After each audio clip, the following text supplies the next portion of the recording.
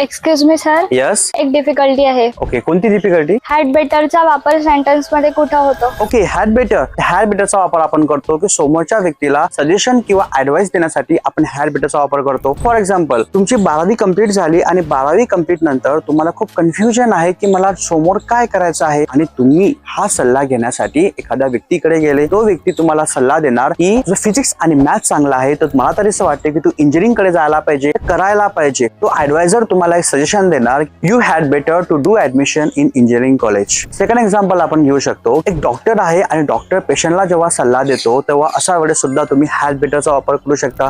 For example, एक मुलगा आहे आणि त्याला खूप ओबिसिटी आहे, ओबिसिटी म्हणजे लठ्ठपणा. तेव्हा डॉक्टर त्याला ऍडवाइस देणार की तू ऑइली फूड आणि जंक फूड अवॉइड करशील तर बरं होईल, तुझ्यासाठी चांगलं होईल. बघा, बरं होईल किंवा तुझ्यासाठी चांगलं होईल अशा वेळेस आपण हॅड बेटरचा वापर करणार. म्हणजेच कसं, you had better avoid the junk food and oily food. Third example आपण घेऊया, एखाद्याची इंग्लिश खूप वीक आहे आणि त्याला इंग्लिश मध्ये खूप स्ट्रगल करावा लागत आहे. अशा वेळेस तुम्ही त्याला सल्ला देऊ शकता, you had better to watch डोबेसस व्हिडिओ ॲट युट्यूब चॅनल. तर असेच नवनवीन व्हिडिओज आणि ऍडव्हान्स इंग्लिश शिकण्यासाठी आपल्या चॅनलला सबस्क्राईब करा. धन्यवाद.